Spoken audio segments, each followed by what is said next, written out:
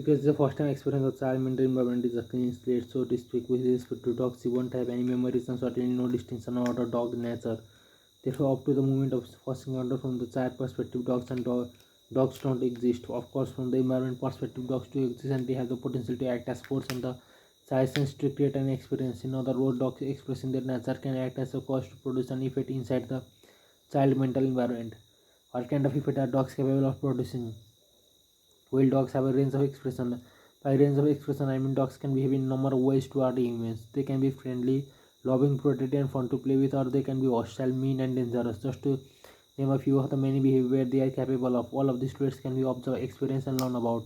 When the child sees the dog for the first time, there is absolutely nothing in his mental brain to tell him what he is dealing with. Unfamiliar, unknown, and unclassified environmental information can generate a sense of curiosity when we want to find out more about what we experience, or it can generate a state of confusion which can easily turn to behavior if you can place the information into understandable or meaningful organizational framework or context. In our example, the child's sense of curiosity kicks in and he rushes to the dog to get more sensory experience. Notice how children are literally compelled to thrust themselves into a situation they know nothing about. However, in this example, the environmental force at hand do not react favorably to the child's advance. The child is interested is neither inherently mean or having a bad day. In any case, as soon as the child gets close enough, the dog bites him. The attack is so severe that the dog has to be pulled off the child. The kind of unfortunate experience is certainly not typical, but it's not that common either. I choose it for two reasons. First, most people can relate to it in some ways, either from their own direct experience or through the experience of someone they know. Second, as we analyze the underlying dynamics of the experience from an energy perspective, we are going to learn about how our minds are designed to think, process information, how they process affect what we experience, and our ability to recognize new possibilities. I know this may seem like a lot of insight from just one example, but the principle involved apply to the dynamic beneath virtue or learning. As a result of being physically and emotionally traumatized, the little boy in our example now has a memory and a distinction about the way dogs can express themselves. If the boy's ability to remember his experience is normal, he can store his incident in a way that represent all of the sense that experience had an impact on. For example, the attack can be stored as mental image based on what he saw, as well as mental sound representing what he heard, and so on. Memories representing the other three senses will work the same way. However, the kind of sensory data in his memory is not as important as the kind of energy the sensory data represent. We basically have two kind of mental energy: positively charged energy, which we call love, confidence, happiness, joy, satisfaction, excitement, and enthusiasm, to name a few of the present ways we can feel, and negatively charged energy representing fear, terror, dissatisfaction, betrayal, regret, anger, confusion, anxiety, stress, and frustration, or representing what's commonly referred to as emotional pain. Because the boy first experience with the dog was intentionally painful, we can assume that regardless of what seems were affected, all of his memories of his experience will be painful, unpleasant.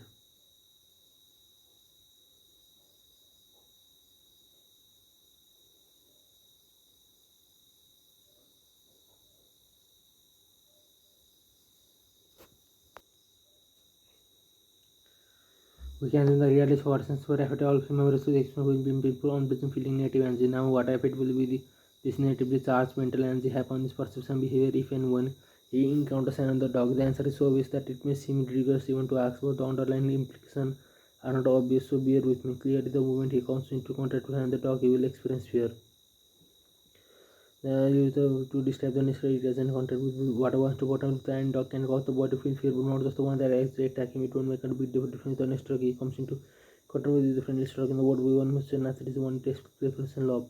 The child will still be afraid, and furthermore, his fear could quickly turn to unrestrained terror, especially if the second dog attempt to approach him. Each of us had the one time or another witnessed a situation in which someone was experiencing fear. When come from our perspective, there wasn't the least bit of danger or threat. Although we may not have said it, we probably thought to ourselves that this person was being irrational. If we tried to point out there was no need to be afraid, we probably found that our words had little, if any, impact. We could easily think the same thing about the twice in our example, that is just being irrational, because it's clear from our perspective that other possibility exists than the one his mind has focused on, but this is fair any but in his it is but it is fair any less rational than, let's say, your fear or putting on next trade. When your last trade was a loser, using the same logic, a top trader will say that your fear is irrational because this now moment opportunity has absolutely nothing to do with your last trade. Each trade is simply an edge with a probable outcome and is statistically independent of every other trade. If you believe otherwise, then I can see why you're afraid, but I can assure you that your fears are completely unfounded. Perception and risks. As you can see, one person perception risks can easily be perceived as irrational thinking by another. Risk is relative, but to the person who perceives it in the moment, it seems absolute and beyond question. When the child encountered his first dog, he was bubbling with excitement and curiosity. What is it about the way our mind thinks and process information that could automatically flip the boy into a state of fear the next time he encounters a dog, even if it's months or years later? If you took at fear as a natural mechanism warning us of threatening conditions, then what is it about the way our mind functions that will automatically tell the boy that the next encounter with a dog is something to be afraid of? What happened to the boy's natural sense of curiosity? There is surely more to learn about the nature of dogs than this one experience has taught him, especially in light of the fact that our minds seem to have an unlimited capacity for learning. And why would it be virtually impossible to talk the boy out of his fear? The power of association. As complicated question as the first time, most of this can be answered quite easily. I'm sure many of you already know the answer. Our mind have an inherent design characteristic that causes us to associate and link anything that exists in the external environment and that is similar in quality, characteristic, properties, or traits to anything that already exists in the mental environment as a memory distinction. In other words, is in the example of child being afraid of dogs, the second dog or any other dog he encounters there after doesn't have to be the dog they attacking out for him to experience emotional pain. There just will be enough likeness or similarity for his mind to make connection between the two. This natural tendency for a mind state is an unconscious mental function that occurs automatically. It's not something we have to think about or make decision about. An unconscious mental function will be analogous to an involuntary physical function such as heartbeat. So we don't have to unconsciously think about the process of making our heartbeat. We don't have to think about linking experience and feeling about them. It's simply a natural function of the way our mind processes information, and like our heartbeat is a function that has profound effect on the way we experience our lives.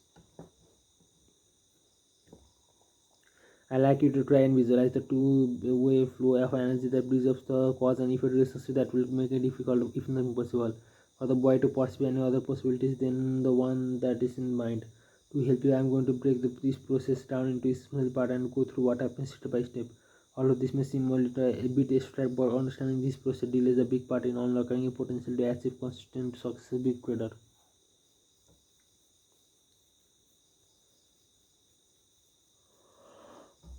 Oh, first, let's get down to the basic. There's the structure energy on the outside of the boy and structure energy on the inside of the boy.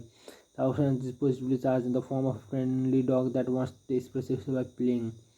The inside energy is negatively charged memory in the form of mental image and sounds that represent the boy first expressed to the dog. Both of the inside and the outside energy have the potential to make themselves felt on the boy's sense and as a result create two different kind of features for him to experience. The outside energy has the and the opportunity to act as a force on the boy in a way that he will find very enjoyable. This particular dog expresses behavior characteristics like playfulness, friendliness, and even love. But keep in mind that these are characteristics that the child still has not experienced in a dog. So from this perspective, they don't exist. Just as in the price chart example I presented earlier, the child won't be able to perceive that he hasn't yet learned about unless he is in a state of mind that is conducive to learning. The inside energy also has potential and is just waiting so to speak so to express itself, but it will act on boys' ears and eyes and ears in a way that causes him to feel threatened. This in turn will create an experience of emotional pain, fear, and possibly even terror. From the way I've said this, it may seem as if the boy has a choice between experiencing fun or experiencing fear, but that's really not the case, at least not in the moment. Of the two possibilities that exist in this situation, you will undoubtedly experience the pain and fear instead of the fun. This is true for several reasons. First, I have already indicated our mind are wired to automatically and instantaneously associate and link information that are simultaneous characteristics, properties, and traits. What's outside of the child is the form of dog looks and sound familiar to the one that is in mind. However, the degree of similarity that is necessary for his mind to link the two is an unknown variable.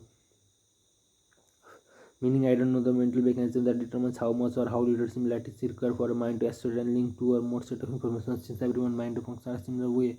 But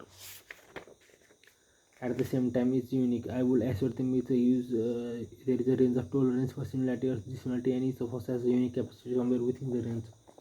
Here's what we do now. As this next dog comes into contact with the boy's eyes or ears, if there is enough similarity between the way it looks or sounds and the dogs that embedded in his memory, then his mind will automatically connect the two. This connection in turn will cause the natively charged hands in the memory to be released throughout his body, causing him to be overcome with a very uncomfortable sense of foreboding or terror.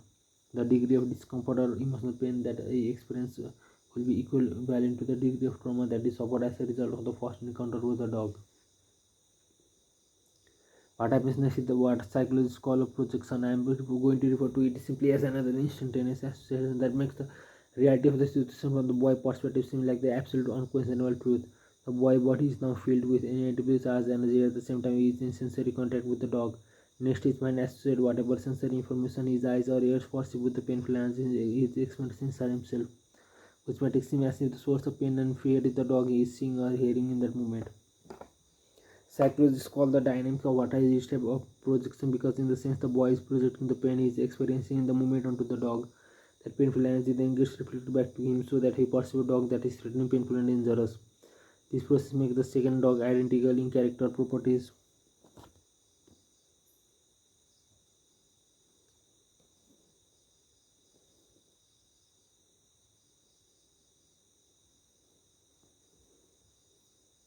And trace to the one that is in the body memory bank, even though the information the second dog is generating about its behavior is not identical or even similar to the behavior of the dog that actually attacked the boy.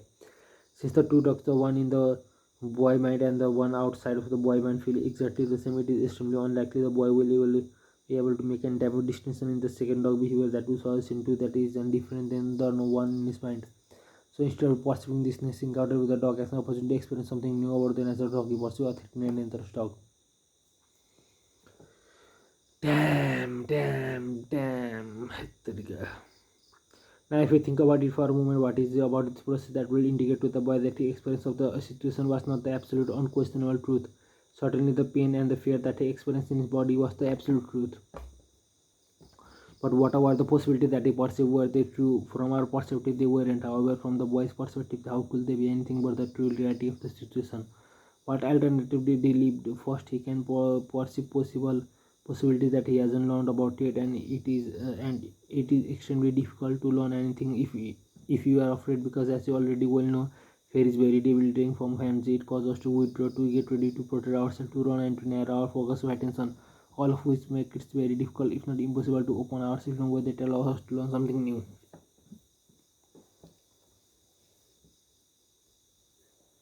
Second, as I have already indicated, as well as the way concern the dog is the source of his pain, and in a sense that is true. The second dog did cause him to tap into the pain that was already in his mind, but it was not the true source of that pain, but this appropriately charged dog that got connected with the boy's negatively charged energy by an automatic involuntary mental process function at speed faster than it takes to blink an eye. So as far as he is concerned, why wouldn't he be afraid if that what he perceived about the dog wasn't the absolute truth? As you can see, it will not make any difference about how the dog was acting or what someone might say to contrary about why the boy should not be afraid, because he will perceive whether information the dog is generating about itself, regardless of how possible from a native perception. He will not have the slightest notion that his experience of pain, fear, and terror was completely self-generated. Now, if it is possible for the boy to self-generate his own pain and terror, and at the same time he firmly convinced that his native experience was coming from the environment, it is also possible for traders to self-generate their own experience of fear and emotional pain as they interact with market information and be thoroughly convinced that their pain and fear was completely justified by the circumstance. The underlying psychological dynamics work in exactly the same way. One of her basic objectives as a trader is to perceive the opportunities available, not the threat of pain. To learn how to stay focused on the opportunity, you need to know and understand in know all certainty of the source of the threat. It's not the market generates information about its potential to move on from natural perspective. At the same time, it provides you observe with an unending stream of opportunity to do something on your own. We help if what you perceive at any given moment causes you to feel fear. Ask yourself this question: is the information inherently threatening, or are you simply experiencing the effect of your own state of mind reflected back to you, as in the above illustration? I know this is a difficult concept to accept. I will give you an example to illustrate the point. A set up a scenario where your last 2 or 3 trades were losers. You are watching the market and the variable you use to indicate that an opportunity exists are not present. Instead of immediately executing the trade, you hesitate. The trade feels very risky, so risky in fact that you start questioning whether there is really a signal. As a result, you start gathering information to support why this trade probably want what this information you never do not consider or pay attention to any certain information that is part of a trading methodology. In the meantime, the market is moving oppositely, moving away from the original entry point, the point at which you would have gotten into the trade if you hadn't registered. Now you are conflicted because you still want to get in the thought of missing a winning trade is painful. At the same time, as the market moves away from the entry point, the overall value of the risk to participate increases. The tug of war inside your mind intensifies. You don't want to miss out, but you don't want to get a whipsawed either. In the end, you do nothing because you are paralyzed by the conflict. You justify your state of immediately by telling yourself that this is too risky to chase the market while you recognize over every tick the market moves in the direction of what would have been done as winning trade.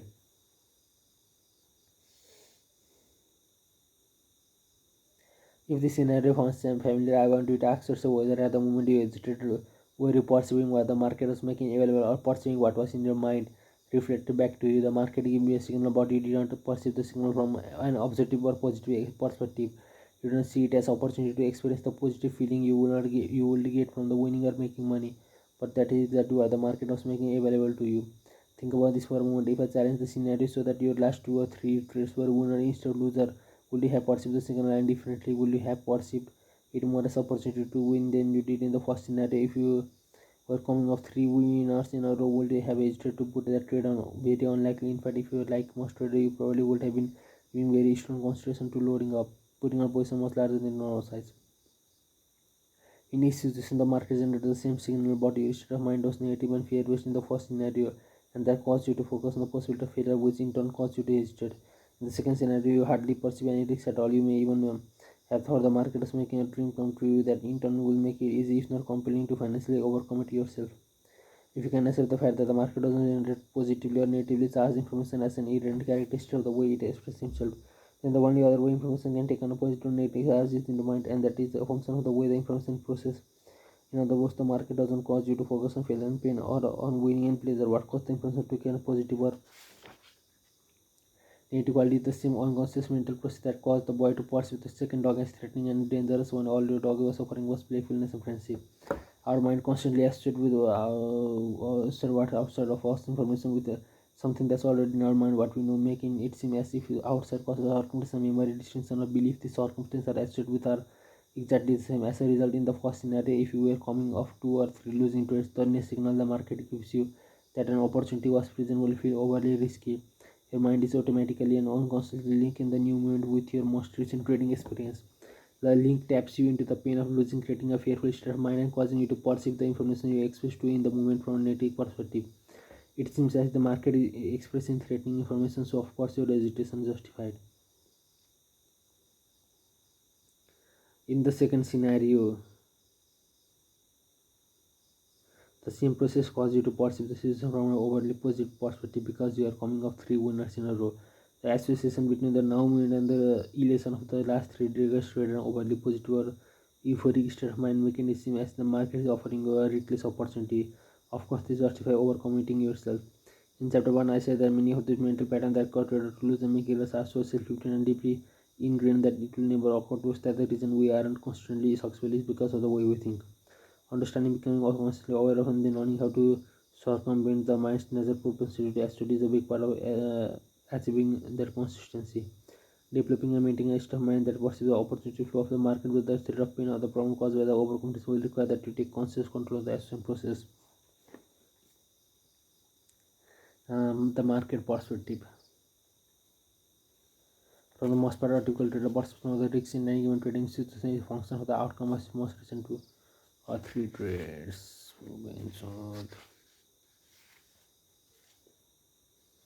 100% सम्पन्न पर्यंत यार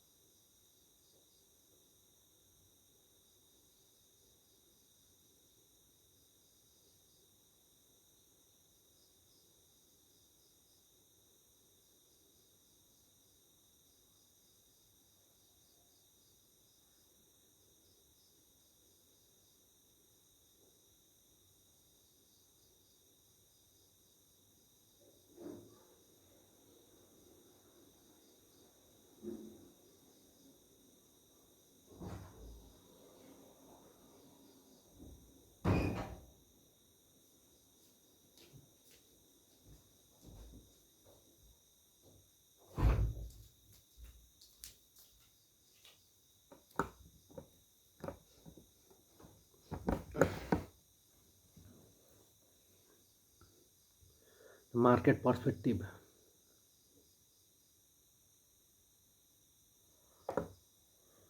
For the most part, a typical trader perception of the risk in any given trading situation.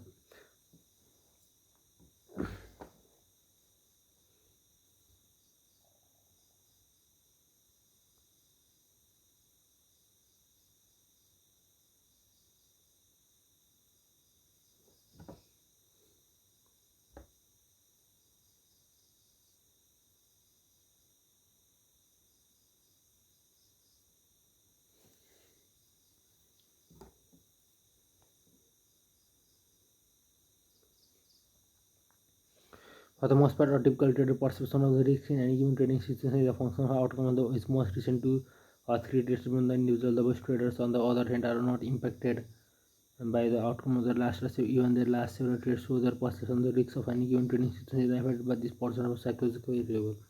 There is a huge psychological gap here that might lead you to believe that the best traders have inherent design qualities in their mind that account for this gap.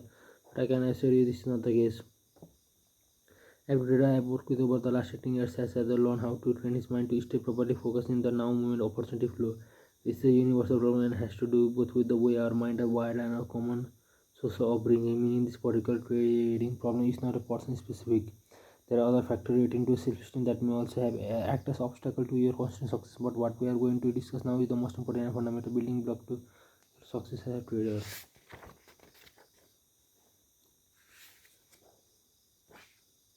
The uncertainty principle.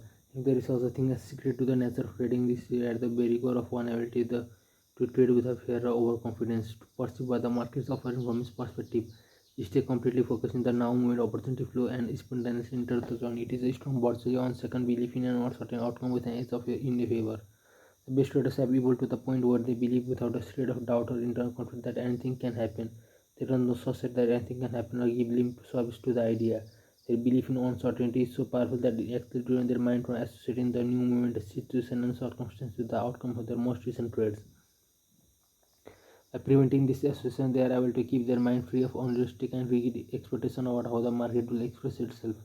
Instead of generating the kind of unrealistic expectation that more often than not result in both emotional and financial pain, they have learned to make themselves available to take advantage of whatever opportunity the market may offer in any given moment. Making yourself available is a perspective from which you understand the framework from which you are perceiving the information is limited relative to what's being offered. Our mind don't automatically perceive every opportunity that presents itself in any given moment. The boy and the dog illustration from Chapter 5 is a perfect example of how our own personal version of it are reflected back to us. The same kind of perceptual blindness happens all the time in trading. We can perceive the potential of the market to continue to move in a direction that is already against our position. If, for example, we are operating out of fear of being wrong, the fear of admitting we are wrong causes us to place an inordinate amount of significance on information that tells us that we are right. This happens even if there is an ample information to indicate that market has in fact established a trend in the opposite direction of our position. A trending market is a distinction about the market behavior we can ordinarily perceive, but this distinction easily becomes invisible if we are operating out of fear. The trend and the opportunity to trade in the direction of the trend don't become visible until we are out of the trade. In addition, there are opportunities that are invisible to us because we haven't learned to make the distinction that will allow us to perceive them. Recall our discussion in chapter 5 of the first price chart you ever looked at. What we haven't learned yet is simple to us and invisible until our minds are open to an exchange of energy. A perspective from which you make yourself available takes into consideration both the known and the unknown. For example, you build a mental framework that allows you to recognize the set of variables in the market behavior that indicates when an opportunity to buy or sell is present.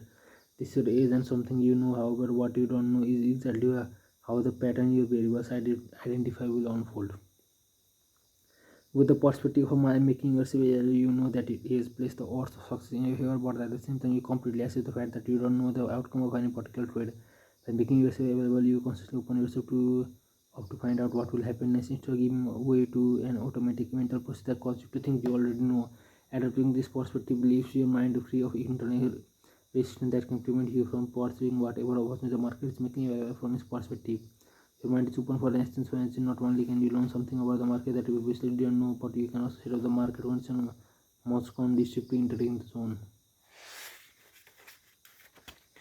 26, 36, 46, 20 minute नहीं ना, 24 minute पनि होइन, 22 minute हो, पागल नहुनु।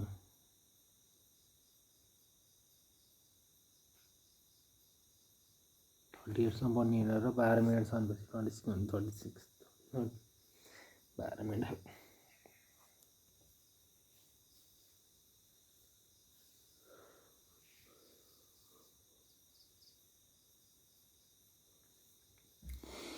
तरिका The essence of what it means to be in the zone is that your mind and the market are in sync. As a result, you sense what the market is about to do, as if there is no separation between yourself and the quality consciousness of everyone else participating in the market. The zone is the mental space where you are doing more than just reading the collective mind, you are also in complete harmony with it. If you sound early petitions to you, access you that of boards or school of fish that change direction simultaneously. There must be a way in which they are linked to one another. If it is possible for people to become linked in the same way, then there will be possible for people to become linked in the same way. Then there will be times when information from those with whom we are linked can will lead be through our consciousness. Traders who have experience being tapped into the collective consciousness of the market can anticipate a change in the direction of the board in the middle of the flock of fish in the middle of the school will turn the fish moving that all of the others turn. Our setting of the kind of mental condition must govern the shift to express the seemingly magically synchronicity between you and the market. No easy task. There are two mental hurdles to overcome. The first is the focus, is that to learning how to keep your mind focused on the now movement opportunity flow. In order to experience synchronicity, your mind has to be open to the market truth from its perspective. The second order has to do with the division of labor between the two halves of your brain. The left side of your brain is specialized in irrational thought. It's capable of tapping into inspiration and intuition or hunch or a sense of knowing that usually can be explained at a rational level. It can be explained because if the information is really creative in nature, but then it is something that we will not know at rational level. By definition, truly creativity brings forth something that didn't previously exist as an inherent conflict between the two modes of thought that the rational logical part will almost win unless we take a special step to train our mind to accept and trust creative information without a training. We usually find it very difficult to act on our hunches in creative impulses, inspiration, or sense of knowing. Acting appropriately on anything requires belief and clarity of intent, which keeps your mind and sense focused on the purpose at hand. If the source of our action is creative in nature, our tradition, our rational mind hasn't properly trained to trust the process, then at some point in the process of acting on things, our rational brain will flood our consciousness with conflicting and competing thoughts.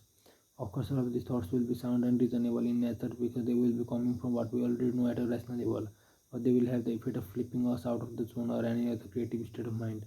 There are few things in life more frustrating than recognize the possibility you intend from a hunch, intuition, or an inspired idea and not taking advantage of the potential because we talk ourselves out of it. I realize that what I've said is most too abstract to implement on a practical basis, so I'm going to take you step by step through what it means to be completely focused in the new moment opportunity flow. My objective is that by the time we read this chapter and chapter 7, you will understand without a shade of why your climate success, with ultimate success cannot be realized until you develop a resolute, unshakable belief in uncertainty. The first step on the road towards getting your mind and the market instinct is to understand and completely accept the psychological reality of trading. These steps were the most of the frustration, disappointment, and mysteriousness has to do with trading between very people who decide to trade ever take the time to expend the effort to think about what it means to be trader. Most people who go to trading think they've been traders and with being a good market analyst.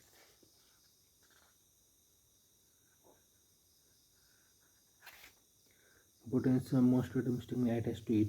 Beneath the market behavior pattern that are easy to become fixed on are some very unique psychological characteristics. The mixture of this psychological character that determines how one needs to be in order to operate effectively in the market environment. Operating effectively in an environment that has a quality traits the characteristics that are different from what we used to require making some changes in the way we normally think about things. For example, if you were to travel to an exotic place with certain objective or goals to accomplish, the first thing you will do is familiarize yourself with the local tradition and custom. By doing so, you will learn about the various ways in which you would have to adapt in order to function successfully in this environment. Traders frequently ignore the fact that they have to adapt in order to become constantly successful trader. There are two reasons for this. The first is that you need absolutely no skill of any kind to put on a winning trade. For most traders, it usually takes years of pain and suffering before they figure out or finally admit to themselves that they to being consistent than the ability to pick an occasional winner. The second reason is that you don't have to travel anywhere to trade. All you need is to access to a phone. You don't have to roll out of bed in the morning. Even traders who normally trade from office don't have to be in the office to take off the trades. We can essentially trade the market from personal environment that are intimately familiar with this massive trading. One require any special addition in the way we think. To some degree, you are probably already aware of many of the fundamental truths cycles characteristics about the nature of trading, but having awareness or an understanding of some principle, insight, or concept doesn't necessarily equate to accept and belief. When something has been truly accepted, it isn't complete with any other component of our mental environment. When we believe in something, we operate out of the belief as a natural function of who we are. Without struggle or strive to whatever degree there is conflict with any other component of our mental environment, to the same degree there is lack of acceptance. It isn't difficult, therefore, to understand why so few people make it as traders. They simply don't do the mental work necessary to reconcile the many conflicts that exist between what they already learn and believe, and how that learning contradiction adds a source of resistance to implementing the various principles of successful trading. Getting into and taking advantage of the kind of free-flowing state of mind that are ideal of trading requires that those conflicts be thoroughly resolved.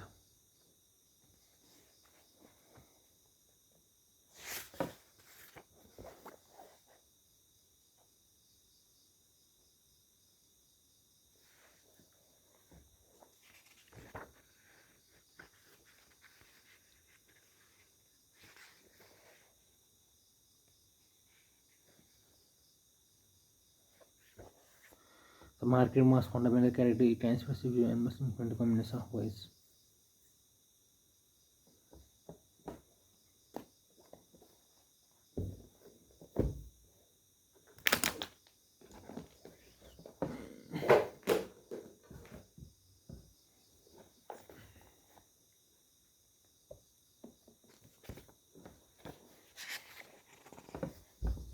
Don't there is a currency and for and classical liabilities. What's more important than any dream? Mind your own business and work for the working for others is the and only body opportunity business or asset, but one skill away from great wealth. Forget the word I can afford it, just how can afford it. Don't let the fear of losing be greater than the excitement of winning. Master fear and desire in your life. Work to learn, don't work for money.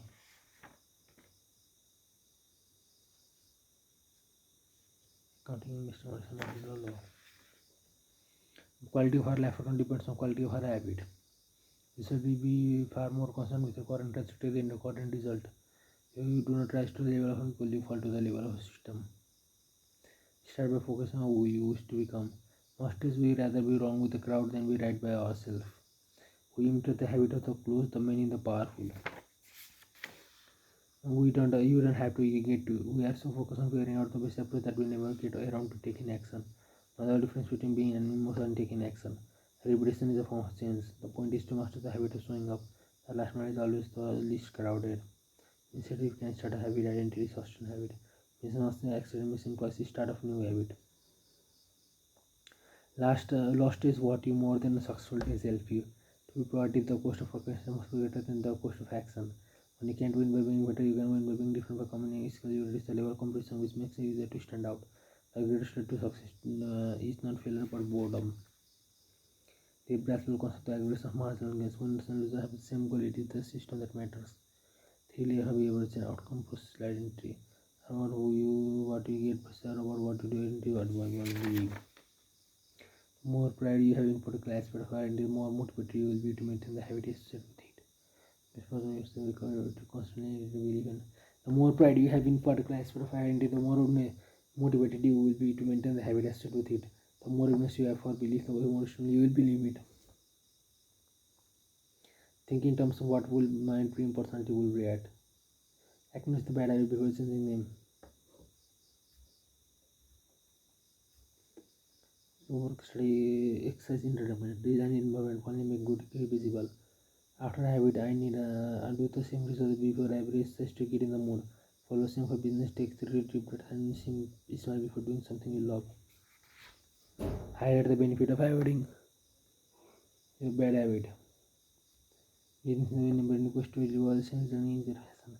Purpose of resetting its own room is not simply to remove the action but prepare for the next action. clean toilet before shower. No, it will take less than 2 minutes to do. Prime the environment, prepare the environment to make further action easier. We have to take row. We have to try to do one piece of wood, read one page, but keep this trick alive. And yes, I am to take out one new completed habit, get an accountable partner, action to accept behavior.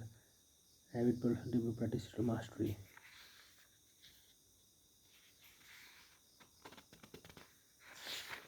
To see what in front of one's nose requires constant struggle. To see what's in front of one's nose requires constant struggle. One through surmounting the uncertainty experience. Don't care about adversity in the face of goals. We are is driven by what you are willing to struggle for. One day in test whether your struggle will strike you as the most beautiful. You get to choose how you see things, how you react to things, how you value things. Nobody makes it through life without taking a few scars on the way out. But actually the process of present truth and perfection with actually ever reaching truth and perfection. What's your certainty often builds more insecurity. It is the mark of knowledge meant to be able to entertain the thought without accepting it. Like about not doing and doing something anyway. Our class is no longer material, you exist less is all relevant concept backward law. You can be an important lesson for reasons for some people without us being also can implement to other. Who for a life full of good problems.